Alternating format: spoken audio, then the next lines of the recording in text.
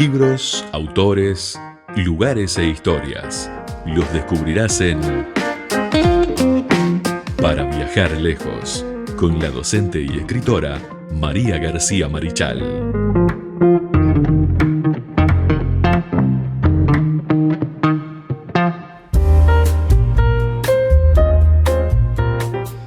Continuamos con punto de partida aquí para 1210 AM Radio Libertador desde 33, ciudad de Vergara para el mundo. Como siempre les digo, a través del www.libertador.com.uy los hacemos compañía. Hoy con columna de literatura y ya tengo a María García Marichal que nos está acompañando. ¿Cómo estás, María? Muy bien, muy contenta de estar contigo. Muy buenos días, audiencia. Felices aquí trabajando con nuestra gente de Vergara y de Vergara para el mundo. Bueno, hoy vamos a tener un capítulo especial. Bueno, antes la vía de comunicación, como siempre digo, pueden dejarnos sus mensajes o si tenés algún libro para presentar, como vamos a presentar la semana que viene a una escritora que ya estuvo con nosotros, pero cuando tiene material nos pega un telefonazo y nosotros con mucho gusto vamos a estar presentando su nuevo libro.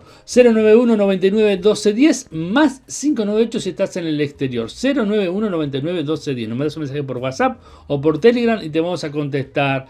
Y les quiero decir que tampoco la distancia es un problema porque lo sacamos por Zoom igual. ¿Estás en Argentina? ¿Quieres presentar un libro? Bueno, estás en Brasil, estás en, no sé, Ecuador, en Colombia. En Colombia, sí. Donde estés, bueno, podemos arreglar una entrevista y conversar también a través de esas plataformas. A ver, contanos un poquito por dónde vamos a ir hoy. Hoy vamos a hablar de Miguel de Cervantes Saavedra. Bien. ¿Te acordás? Bien. Que Sí, ya hemos hablado por de él. Supuesto, pero vamos a hablar de las otras obras de Miguel de Cervantes Saavedra. Bueno, más bien. allá de Don Quijote de la Mancha. Me parece muy bien. Entonces, tenemos que rever un poco su vida, porque tuvo una vida muy desgraciada. Sí. Vamos a ver cómo se veía él. Muchos quedan atados en una obra, ¿no? Muchas Exactamente, pero él tuvo obras Sí. grandiosas, más allá de que el ingenioso hidalgo Don Quijote de la Mancha, como realmente se titula, es tal vez una de las obras de la literatura universal más grandiosas, ¿no? Sí. Por la humanidad, por cómo presenta al humano, más allá del ingenioso hidalgo. Pero más allá de Don Quijote, hay otra obra de Miguel de Cervantes Saavedra. Hay un Miguel de Cervantes Saavedra que escribió otras cosas y que era dramaturgo además. Mira. Entonces hoy quiero contigo, Carlos, trabajar esa parte, esa faceta de Miguel de Cervantes Saavedra que nosotros no conocemos tanto, bien, más allá del Quijote. Pero de todas maneras tenemos que hablar un poco de su vida. Por supuesto. Recordar Siempre su vida, claro, porque si no entendemos su vida y el tiempo en el que vivió, no podemos contextualizar. Y es una cosa que les digo a todos quienes nos escuchan, nos ven, quienes nos comparten con nosotros. Y sobre todo los estudiantes, no importa la edad que tengan. Para entender a un autor hay que contextualizarlo. En su momento histórico, hasta en su situación personal y familiar, porque si no, no podemos entender. De ahí fue cuando nosotros hicimos la gran defensa de Roald Dahl, por ejemplo. Cuando querían suavizar las historias de Roald Dahl y transformar Matilda, Charlie y la fábrica de chocolate, transformarlos. No, contextualicemos. Y tenemos que entender. Claro, por supuesto. Porque si no, no los entendemos. Y si no, pierde la obra la esencia. Claro. Porque es como las obras de los hermanos Grimm también. Exactamente. Hay historias que no terminan como terminan en Disney. Por supuesto que no, que terminan terriblemente mal. Sí. Pero ahí pierden su esencia. Vamos a decir que en algún momento más adelante, porque hay mucha tela para cortar y mucho tema para tratar, vamos a hablar de Walt Disney y su impacto dentro de lo que es la narrativa, sobre todo infantil, sí. ¿No? Pero, claro, había un endulzamiento de los cuentos tradicionales. Bueno, Miguel de Cervantes fue un hombre muy particular con respecto a lo que narraba. Vamos a hablar un poquito de su vida. Sabemos que fue novelista, poeta, dramaturgo y soldado. No. Pobre y le encantaba ser soldado. Su nombre de bautismo era Miguel, solo Miguel de Cervantes y Saavedra, porque nació el 29 de septiembre. El 29 de septiembre es el día de San Miguel Arcángel en el santoral de la Iglesia Católica. Nació el 29 de septiembre de 1547 en Alcalá de Henares. Murió el 23 de abril de 1616 en Madrid. Quiero aclarar que el 23 de abril es el Día Internacional del Libro por la muerte de la conmemoración de la muerte de Miguel de Cervantes, de Garcilaso de la Vega y de William Shakespeare. Claro. Pero todos el mismo día. Exacto. Pero en realidad no fueron todos el mismo día porque tenían dos calendarios diferentes. En las Islas Británicas se usaba un calendario y en el continente era otro. Pero era 23 de septiembre, 23 de abril igual. 23 de abril de 1616. El 23 de abril es el Día Internacional del Libro. Miguel fue el cuarto hijo de un médico muy humilde, don Rodrigo de Cervantes y Saavedra. La madre se llamaba Leonor de Cortinas. Siempre estuvo hostigado por la pobreza, por la miseria. Don Rodrigo, su esposa y sus hijos se trasladaron de Madrid, de Alcalá de Henares a Valladolid cuando se fue la corte para allá, para ver si en la corte podía conseguir trabajo. Es allí en Valladolid donde Miguel empieza a estudiar, hizo el colegio aparentemente en una escuela de jesuitas. Cuando la corte volvió a Madrid, Rodrigo se fue con su familia a Madrid a ver si allí podía tener mejor suerte, porque en Valladolid había contraído deudas y había quedado en la cárcel. Era una época en la cual vos te podías ir a la cárcel por deudas. Eso después perimió, pero en aquel momento ir a la cárcel por deudas era algo muy común. Entonces, para empezar una vida nueva, don Rodrigo se fue para Madrid. Lo más importante para Rodrigo de Cervantes era que su familia pudiera vivir calmada y con comida en la mesa todos los días y que sus hijos e hijas tuvieran educación. Eso hizo que Miguel fuera un enaltecedor de la mujer. Y es allí donde hoy me voy a detener un poco, sobre todo cuando hablemos de la Galatea. Uh-huh. Porque no era común, o sea, la mujer era un ser de segunda, digamos. Sí, totalmente. Estaba en un escalón más abajo o más del hombre. Bueno, para don Rodrigo de Cervantes, el padre de Miguel, esto no era así. Y él quería que sus hijas fueran libres, que eligieran sus maridos si querían casarse, si no querían casarse, que no se casaran, que se independizaran y que estudiaran. Pudo hacer poco desde el punto de vista económico, porque la pobreza siempre los estuvo persiguiendo. Parece que Miguel estudió en 2 universidades, pero no hay registro de ello. Habría estudiado en Alcalá de Henares y en Salamanca. No hay registro porque a veces ustedes saben que estamos hablando de épocas en las que los incendios, por ejemplo, devastaban bibliotecas completas, archivos, libros. Además... Sí, y además la guerra, ¿no? Quería llegar a eso, Carlos. La guerra era la destrucción y la quema indiscriminada de todo lo que hubiese. Entonces, bueno, no hay registros, pero los cuentos de Miguel, que Miguel hace de juventud, de picardías de estudiantes, dan la prueba de que estuvo haciendo la universidad, así fuera por algún semestre o para estudiar lo que le gustaba. Era tímido, era tartamudo. Le costó mucho hacerse camino a Miguel de Cervantes.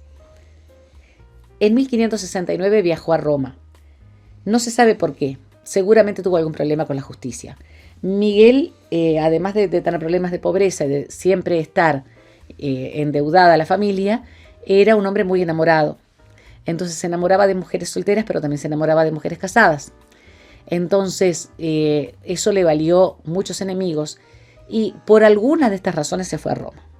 En Roma le fue muy bien, porque en Roma conoció a Diego de Uribe, el pintor. Eso ya lo habíamos hablado nosotros en la radio, y Diego lo contactó con la intelectualidad italiana del momento. Claro. Entonces Miguel aprendió a hablar y escribir en italiano, pero además de eso aprendió el tipo de literatura que se estaba haciendo en Italia en ese momento.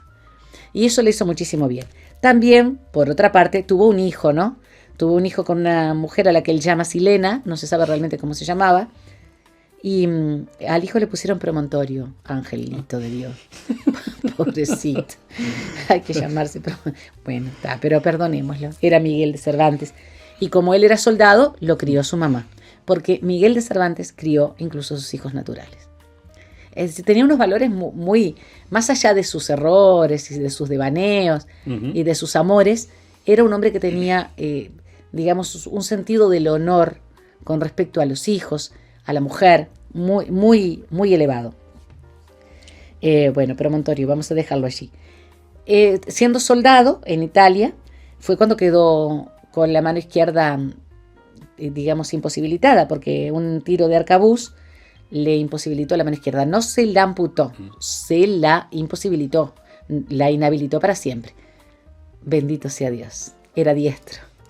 No nos olvidemos que escribían con pluma y con tinta. Claro, sí. ¿Qué hubiera hecho si no? Y no podía pagar un secretario que escribiera por él. Y no. Entonces, pudo seguir escribiendo. Yo quiero recordar eso. No había máquinas de escribir, no había, mucho menos. Estamos hablando de que escribían con pluma de ganso y tinta en... bueno, él llegó a escribir hasta en pergaminos, ¿no? Claro. Que era cuero. Siempre me acuerdo de Shakespeare, que se dice que hay cantidad de obras de Shakespeare que son, por la letra, siempre son ilegibles. Claro. Pero que tiene muchas más obras Shakespeare todavía. Por supuesto, exacto. No se puede. Puede, claro, porque la tinta además con el tiempo se va diluyendo. La humedad, no pensemos ni en los roedores. Bueno, sí. Imagínate el placer que era para ellos comerse los pergaminos. Sí. Bueno, allí se le imposibilita su mano izquierda. Desde entonces se le conoció, como lo conocemos, como el Manco de Lepanto. Volví a España. Ustedes deben recordar, aquellos que nos escuchan siempre deben recordar que yo hice esta historia. Y cuando iba pobre, en la goleta que lo llevaba a él y a su hermano Rodrigo para su España natal, después de haber sido soldado en Cerdeña, Sicilia, Lombardía, lo raptaron los turcos. Y no tuvieron mejor idea los turcos que vender a Rodrigo y a Miguel como esclavos. Los vendieron en Argelia. ¿Fueron esclavos? Mirá. 4 años casi, wow. 3 años y medio, sí. No eran esclavos, digamos, a los que se les castigaba. Ellos eran gente que estaba preparada. Sí, bueno. Pero... claro, eran secretarios, escribían, hacían algunos trabajos, como no, pero eran esclavos. Sí. Y Miguel trató de escaparse. Y todas las veces que trató de escaparse lo agarraron. O sea, ni en esa ligaba. Pues es que es una vida muy triste, ¿no? Uno lo hace un poco humorístico porque él mismo se reía. Él tenía una gran virtud. Se reía de sí mismo. La persona que es capaz de reírse de sí misma es una persona que ha adquirido sabiduría. Que ha adquirido sabiduría. Yo a veces me río de mí misma, pero todavía me falta. me falta sabiduría. Me falta sabiduría. Bueno, fue a parar a Argel, pobre, allá en Argelia, estuvo trabajando allí como esclavo. Bueno, por suerte ellos estaban educados, entonces podían hacer trabajo de tipo de escribientes. Un enviado de la familia, después de haber recogido, pedido prestado, pedido préstamos, hecho colectas, pagaron un rescate y los sacaron a los dos y se los llevaron a España, donde encontró a Miguel a su familia pasando calamidades. Miguel se casó después, tuvo una hija con una mujer soltera, a quien llamó Isabel, a la niña, y la crió él, por supuesto. Se casó con Catalina, se llamaba Catalina Salazar de Palacios, y ya en 1585 tuvo su novela, publicó su novela La Galatea, y ahí es donde yo voy a hacer hoy hincapié, en La Galatea y en las novelas ejemplares.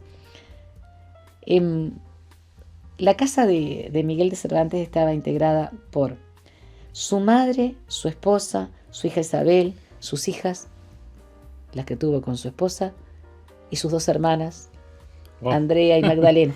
Era una casa llena de mujeres a las que él amaba y cuidaba, y a las que trataba de mantener, porque en aquel momento la mujer no trabajaba. No. Entonces, bueno. Era otro contexto. Sí, por esa razón la importancia de la contextualización. Cuando publica La Galatea, que es una novela pastoril de la que yo voy a hablar, él quiso escribir una segunda parte y nunca pudo. Y después te voy a decir por qué no pudo, porque tuvo que salir a defender Don Quijote de la Mancha, de un bandido que le había escrito una segunda parte. Sí, es verdad. ¿Te acordás? Lo comentamos en algún momento. La Galatea aparece en 1585 y en 1587 pudo ahí respirar un poco económicamente porque lo obtuvo el puesto de comisario real de abastos. El comisario real de abastos tenía que recorrer el medio rural y hacer digamos un registro de los animales, de los graneros, de los establos, de los pastores, de los animales que iban a trashumar, es decir, de las cabras, ovejas que iban en verano a la montaña y que después volvían.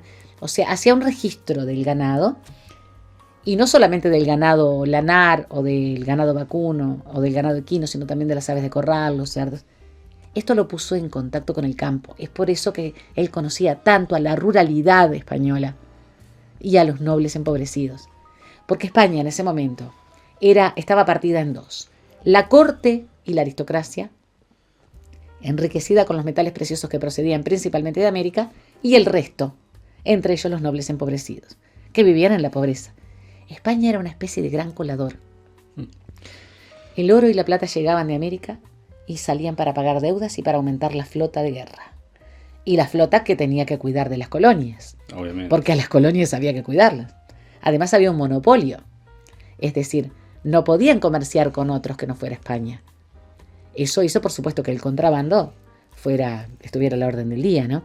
En esa España vivió Miguel de Cervantes. En una España que, a pesar de todas las colonias y de que era dueña de la mitad del mundo, tenía al 99,9% de su población, estoy acá inventando una cifra, pero no estoy equivocándome, sumida en la pobreza. Y ahí es donde él conoce a la ruralidad y conoce a la mujer del medio rural. Y a esa mujer él va a enaltecerla. ¿Por qué? Porque era una mujer extremadamente sacrificada. Sí. Como eran sacrificadas sus 2 hermanas, su madre, su esposa, sus hijas.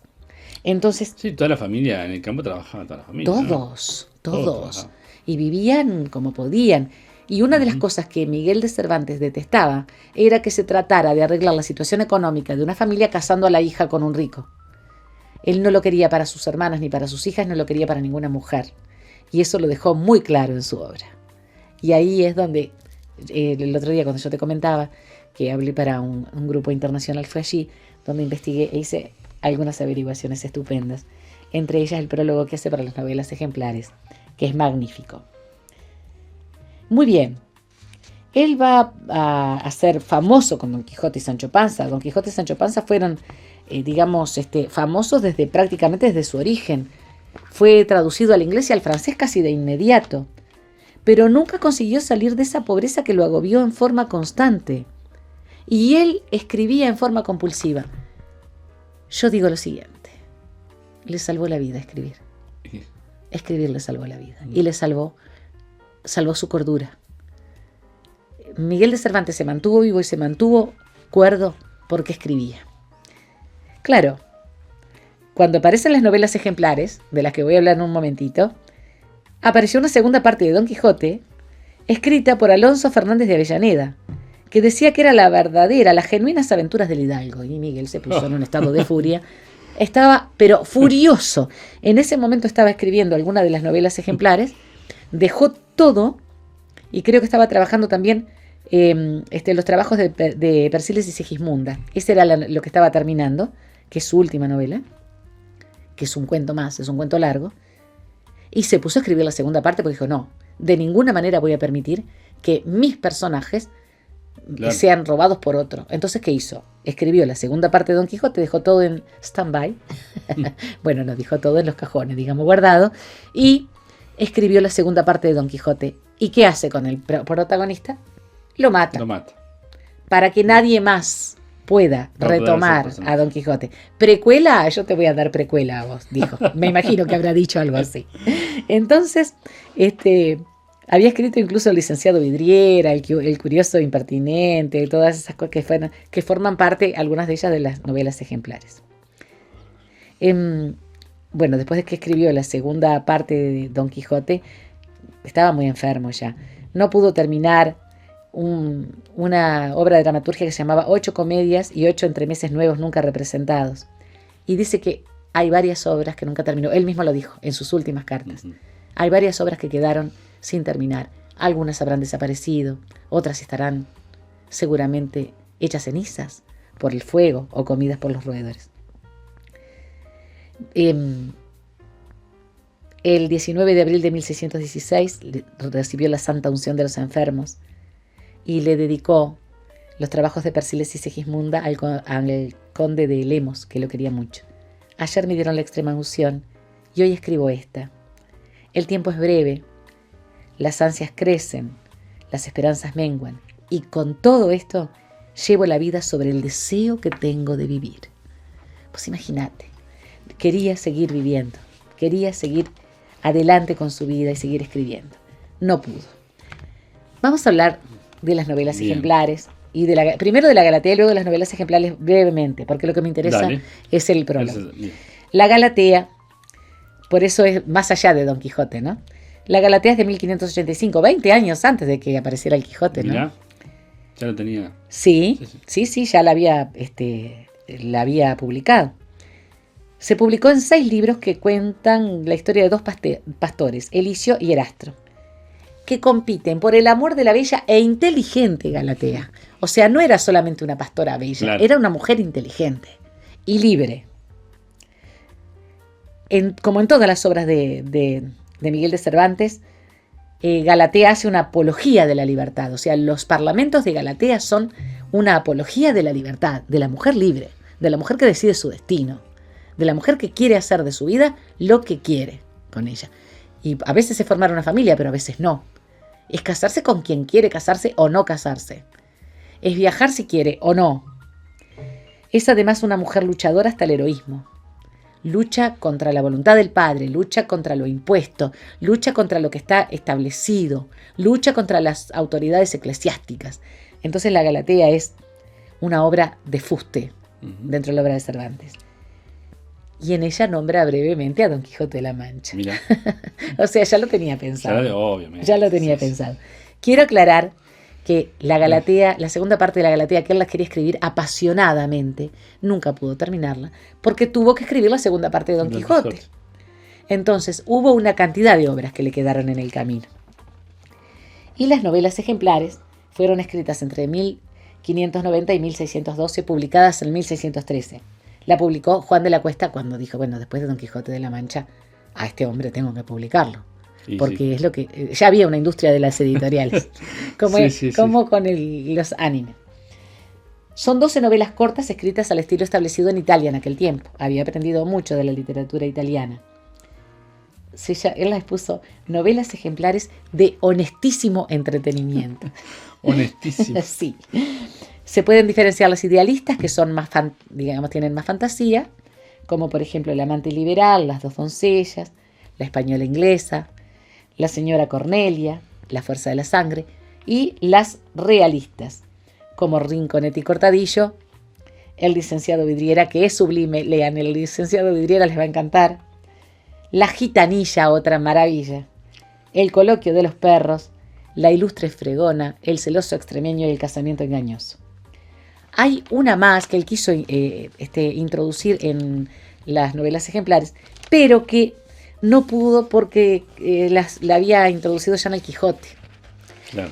Fíjate cómo se define, cómo se describe. ¿Ese es el prólogo? Este es el prólogo de la historia. Bien. No lo voy a leer todo, ¿eh? Voy a leer la descripción que él hace de sí mismo. Dale. Prólogo de las novelas ejemplares.